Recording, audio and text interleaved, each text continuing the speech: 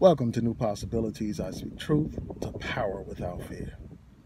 I speak truth to power without fear. And the question is, who else has the courage to speak truth to power without fear?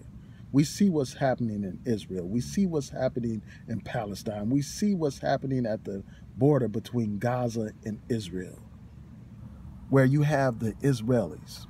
They have killed 60 people, 60 protesters. The Israelis have injured over 2,000 people, but yet and still, the American politicians have no courage. They can't speak truth to power. You don't hear a word from these people condemning Israel. You don't hear a word from your civil rights organizations addressing this problem, speaking out against this brutality that the state of Israel is committing against the Palestinian people. And I think that that is a disgrace.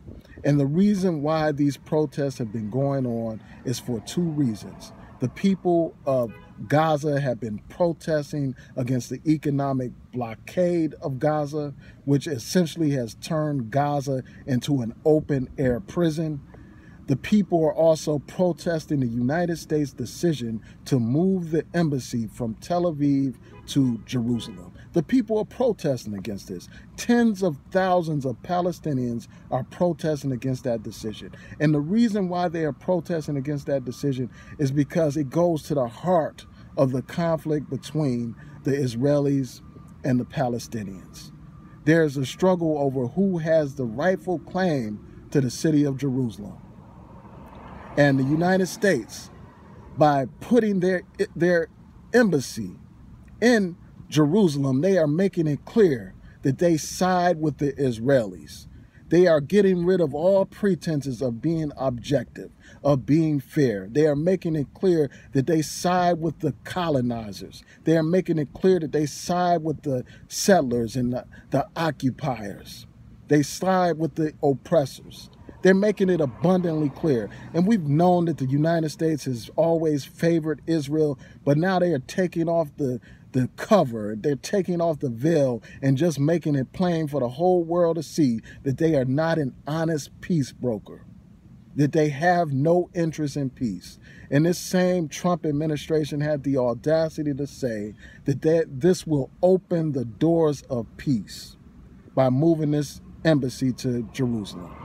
And the opposite is true. They have opened the doors to war. They have opened the doors to violence. They have opened the doors to death, doom, and destruction. That's what they have done. And none of these politicians had the courage to speak out against this. None of them. And this is no surprise coming from the Trump administration. He promised to do this during his campaign. He has his son-in-law who has been pushing for this. He has these Zionist donors who have been pushing for this. So this is no surprise at all to those of us who are familiar with politics. But it is an outrage. It is outrageous that this is continuing, that this violence against the Palestinian people is continuing, this oppression of the Palestinian people. And all this oppression and this violence against the Palestinian people is sponsored by the United States. The United States is a sponsor of terrorism. You know, those weapons that they use against the Palestinian people are, funded by the United States. Those bombs they use, those bullets they use to kill Palestinian people are funded by the United States, are funded with our tax dollars. While countries go without food and bare necessities, Israel receives billions upon billions of dollars from the United States. This is an outrage. And my question is, who has the courage to speak truth to power? Where are your black politicians? Where's the CBC? Where are your civil rights organizations? What do they have to say about this? This matters to us as citizens of the world. It matters to us as citizens in this country. The reason why this matters is because the days of violence just happening in some isolated Middle Eastern country and having no effect on us are over. We saw that with 9/11. We see that with terrorist attacks that have happened all over the world. We see it every day. And it's time for us to wake up and hold these politicians accountable. This Trump administration has done great damage to the United States' reputation around the world. He is straining relations with the United States allies by making this move and by making other moves, including that move to get out of the nuclear deal with Iran. This president is a threat to national security. And it's time for regime change right here in America. This man is a disgrace. And this man, you know, instead of doing what a responsible politician would do, you know, in terms of trying to negotiate some peace between the Palestinians and the Israelis, this man has essentially thrown gasoline on a fire and caused an explosion. Those protests continue today. How many more people will die while you remain silent?